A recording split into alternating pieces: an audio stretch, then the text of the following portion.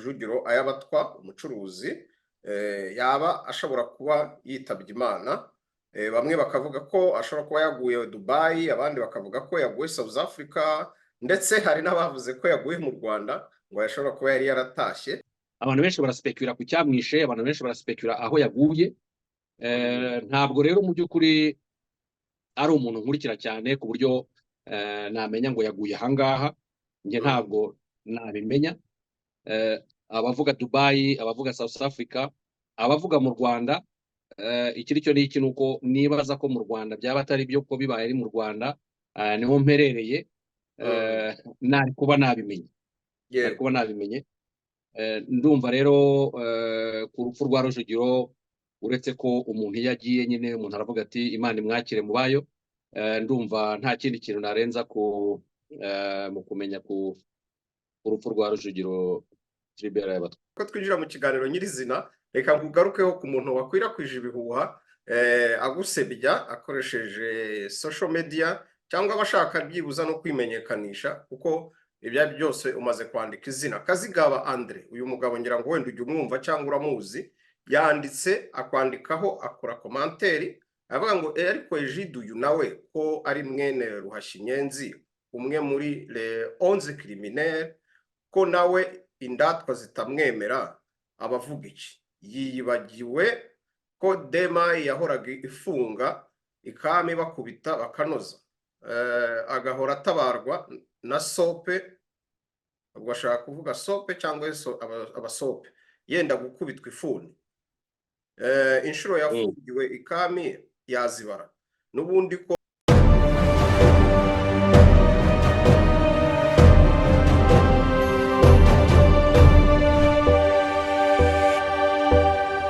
Reka tubahe ikaze kuri Rwanda Nordic TV, tunabahe ikaze kandi ku Gicaniro TV. Egide Ruhashya uraho aho ngaho mu Rwanda, aho uri i Kigali yo ngiyo?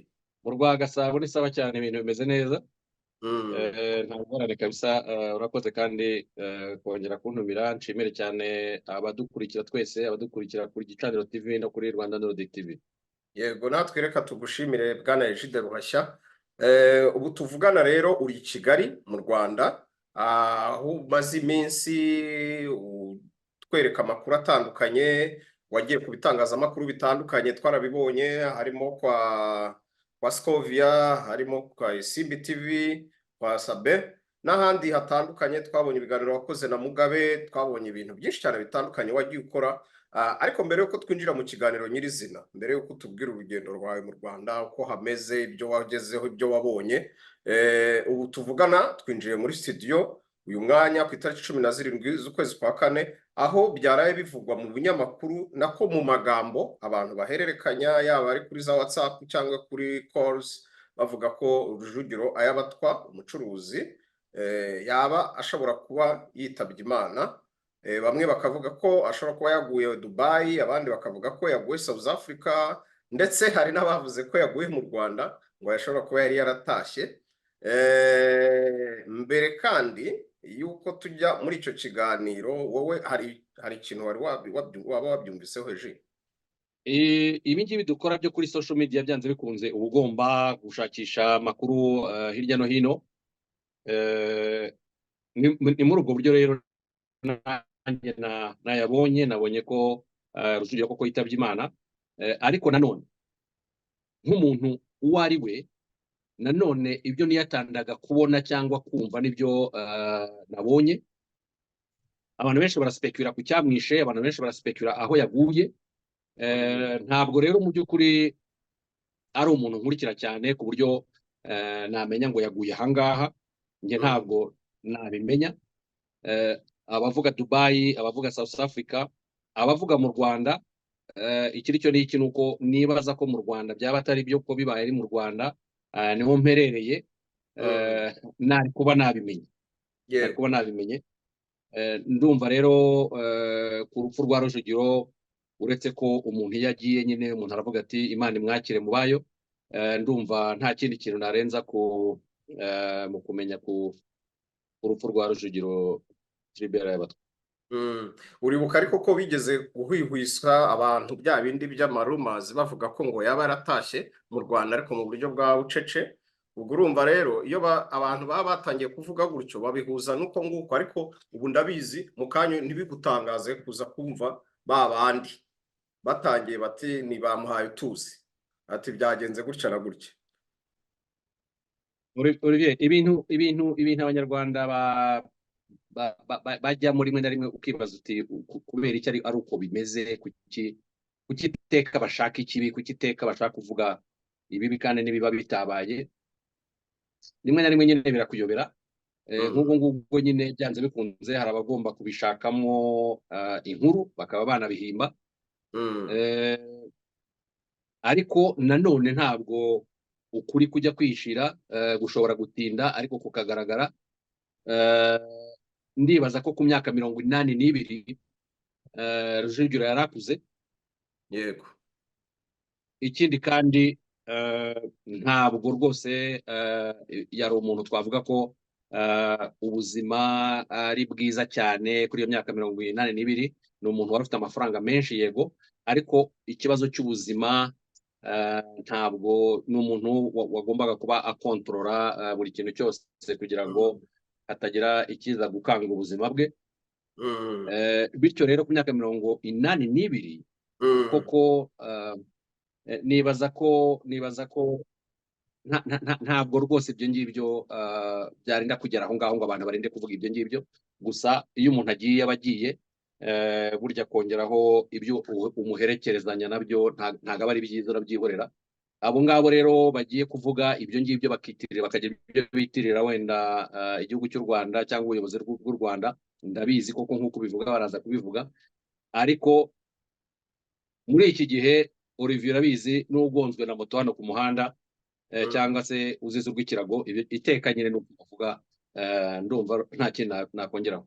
Yego, niko babaye, niko bavuga. Ukiri aho ngaho umaze kuvuga abakwirakwiza impuha. Jide rero reka ngaruke mbere yuko twinjira mu kiganiro nyirizina, reka ngugarukeho ku muntu wakwirakwije ibihuha agusebya akoresheje social media, cyangwa abashaka byibuza no kwimenyekanisha, kuko ibya byose umaze kwandika izina. Kazigaba Andre, uyu mugabo ngira ngo wenda ujye umwumva cyangwa uramuzi, yanditse akwandikaho, akora komanteri avuga ngo ariko Egide uyu nawe ko ari mwene Ruhashinyenzi, umwe muri les 11 criminels, ko nawe indatwa zitamwemera, abavuga iki? Yiyibagiwe ko Demayi yahoraga ifunga ikami bakubita bakanoza, agahora atabarwa na sope, ubwo ashaka kuvuga sope cyangwa abasope, yenda gukubitwa ifuni.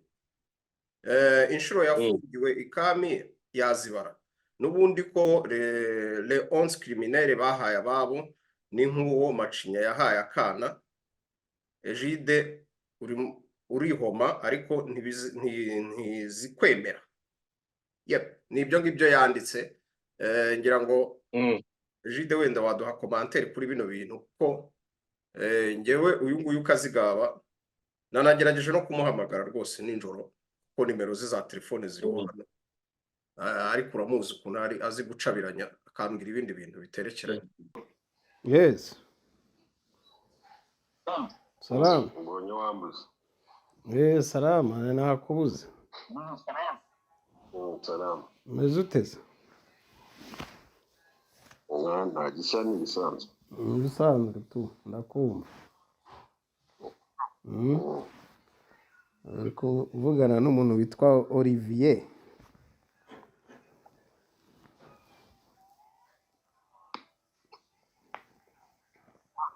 Allô? Olivier. Olivier uba muri Denmark. Ko ntakuzi se? Ni Olivier we. Ntabwo nzi ariko ngenda kuzi, mba ngukurikirana ku mbuga nkoranyambaga. Connection ziri kwanga se, niko ntakuzi no Olivier we. Ndi kubwira nti ngenda kuzi, nti ngewe wenda ntabwo nzi, ariko mba ngukurikirana ku mbuga nkoranyambaga. Sinzi wowe wenda ahantu uri muri epfo ngiye wabona birimo biracikagurika. Birashoboka wenda kare na hano ndumva connection yacikagurika. Nuko hari akantu nari nabonye wanditse kuri Egide Ruhashya ndavuga ntebana nkeneye kuzamenya amakuru neza ariko ubushobozi ariko reka nkubaze ikintu kimwe kamageshi sibyo iyo utekereje sibyo ukareba ukavuga uti ubu ngubu aho igihugu isi igeze n'ibintu turimo sibyo ukavuga uti izi ntambara ukazigabana nicayemo ndimo narwana za social media kaziga uko utambeshye ubuntu uzazitsinda kweli niko mbabarira umbwire intambara z'amagambo kweli ko warwanye y'amasasu ubona ibintu uzabivamo mwana mbabarira umbwize ukuri kabisa ibi bintu bizahura ko twese tuba turi hariya twigaragura kuri za YouTube n'ibiki njye nayibonye iriya komantere ndavuga ni njye Kazigaba sindamuhamagara cyangwa sindanamuvugisha ndakuzi ariko wenda ntabwo nzi ko njye nari mutoya ariko abantu batoya kenshi baba bazi abantu bakuru urumva kandi ntabwo nkuzi nabi imbere vraiment urumva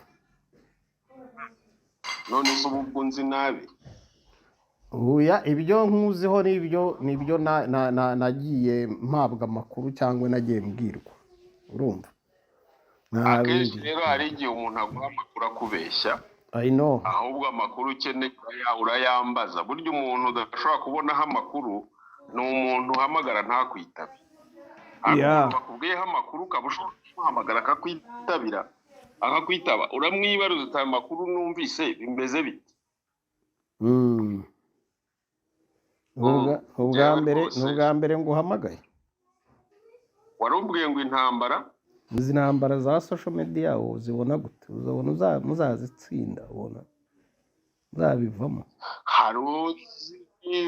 hari uko umuntu amenya se igihe zatangiriye ushobora kumenya igihe zizarangirira cyangwa ukamenya uzazitsinda se ubundi za social media umuntu azitsinda gute nyine ko ari mwebwe mwazitangije nyine abona bizavamo njyewe se nagushoje intambara kuri social media ariko mwashoje intambara ku gihugu na urumva ku kiyo gihugu igihugu cy'u Rwanda ubu ngubu mpanganye n'u Rwanda cyane mu buryo bwa social media ariko u Rwanda ninde ni abanyarwanda nawe urimo se sindi ubwo nayishojeho rero ubu wayishojeho mu buryo bumwe cyangwa ubundi niba se nk'ubu ngubu tuvuge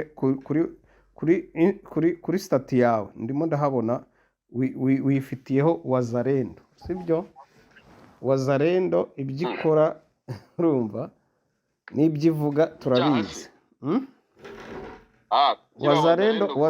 Wazalendo yonyine kuri status yawe handitseho hariho ikirangantego cya Wazalendo menya ari nawe wakibakoreye Wazalendo nzikara abakongomani ni abakongomani bien sûr ariko abakongomani bavuga ko nibarangiza aferi barimo bazagarukira hehe ntabwo bizi ntabwo bambwiye nta nubwo nababajije ahubwo niba nimwirirwa mubivuga koko tubyihorere nimwirirwa mubivuga hari umunsi mutabivuga kuri za YouTube koko bavuga ngo iki nguya mwe ntimwirirwa mubivuga ko muzagira gute ko nimurangiza feri murimo muzahita muza ko muza mu Rwanda baturutse hano muri Mozambique se ahondi oya ngo baturutse aho uri se none se aho uri bihuriye he na statu washyizeho wowe se ahubwo kuri statu yawe hari biki hari ifoto yanjye nta none se niki kikubwira niba wenda nanjye ntarakunze ikirangantego cya Wazalendo ko umuntu ashyira stati yakunda agashyiraho Olivier ariko bana stati yanjye nshyiraho ibyo nshaka ndayihindura uko nyishaka ngashyiraho ibyo nshaka n'uburenganzira bwanjye intambara nta ntambara ndi mu ntambara nande se ko ntawe mpanganye nawe kandi uba wigize ngo mu ntambara ngo ahanganye mugiye gukuraho Perezida Kagame ngo iki nimwa muvuga ko muhanganye mugiye gukuraho Perezida Kagame kuri social media mukoresheje social media ibyo muba murimo ubwo se wari nane bande bajya gukuraho Kagame mwebwe wowe n'abandi ibyo mukora kuri abagize ati niko abagize ati Olivier, okay. Icya mbere nuko njye ndi Kigali for the moment, sibyo? Ngiye kuhamara ukwezi. Kuba umuntu nka Kazigaba yavuga ibintu nk'ibyo hariho icyatuma banshaka cyangwa hari nk'uko abyifuza we nk'uko abyifuza. Yego. Ntabwo ngenda nihishe. Ntabwo ngenda nihishe, ntabwo ngenda ijoro, so ndi umunyarwanda mu banyarwanda nkakora ibyo ngomba gukora igihe mbishakiye mfa kutica amategeko. So icyo ni cyambere. Noneho Kazigaba kuba yavuga gufungwa kwanjye cyangwa sinzi periode abivugamo, ariko ngiye nagira ngo mubwire par exemple ko nka Kami ngiye navukiye hano mu Rwanda, Kami yabayeho urumva, ariko ndagira ngo mubwire ko nta hantu na hamwe ibyo bintu bihuriye, urumva, nta hantu na hamwe bihuriye, binahahuriye kandi haba harabaye iki ko ibyo yifuza bibe byarabaye. Ngiye naba narakoze iki kugira ngo ibyo yifuza bibe bitarabaye? Niba ibyo yifuza naba narakoresheje izihe mbaraga ngo bitaba? Ese kuki ubundi yumva ko byagombaga kumbaho? ngo watabarwaga na sope sinzi niba ari umuntu cyangwa niba ari abasope. Uwo sope we izo mbaraga ze ni imbaraga ki? Okay? Ninde? Ese kuba batarakagukubise ni izihe mbaraga wakoresheje? Nta na kimwe. Niyo mpamvu igihari rero gishobora gusobanura ibyo avuga n'iki nuko mbere yuko njya kuri social media, sibyo? Yego. Mbere yuko njya kuri social media nari nzi ko absolument iyo ugiye kuri social media ikintu umuntu wese ashobora guhimba ikintu akaza akagitura aho ngaho, urumva? Nta kintu na kimwe batavuga, nta kintu na kimwe umuntu atavuga. Hari ushobora kuvuga ati Ejide ntiyabaye umusirikare yigiriye muri comment ariko narabibonye yigiriye i Burundi niki. Okay, eske wahimba kuri umusirikare wabaye umusirikare hariho icyo gisirikare gihari nyine, urumva? None se wahimba ko wabaye umusirikare hariho abo mwakibanyemo bashobora kubyumva ibyo bintu? Eske adono hariho uburyo bwinshi bwo kujyimoza, sibyo? Ntabwo igisirikare umuntu yakibayemo urwana gusa, hariho n'ibyo wakoze nyuma y'urugamba, urabyo? So hari benshi rero baba bashobora gutemonya, hari benshi baba bashobora kuvuga ibintu bitandukanye. So ibyo rero ntabwo umuntu ashobora kubyita Olivier, ntabwo wavuga ngo uyu muntu kubera ko yavuze ibingi gusa mu mutwe we agomba gushaka ikintu kigomba kudeturiza umuntu kubera ko profile ye ishobora kuba imuha avantage y'ibyo agomba kuvuga. So chaque fois ko agomba kumvuga agomba kwasosia njyewe n'umubyeyi wanjye, urumva, niho hantu honyine haba hariho ikiraro gituma agomba kuvuga ibyo ari byo. Yego. So buri muntu rero kuri ino si, buri muntu agira ubuzima bwe. Kandi rega umuntu n'ubundi ni ibintu byoroshye. Umuntu uri mu gisirikare kuba yafungwa birashoboka, ni nkuko uri mu kazi kandi ntabwo bishoboka gufungwa. Narafunzwe ariko nafunzwe kubera amakosa.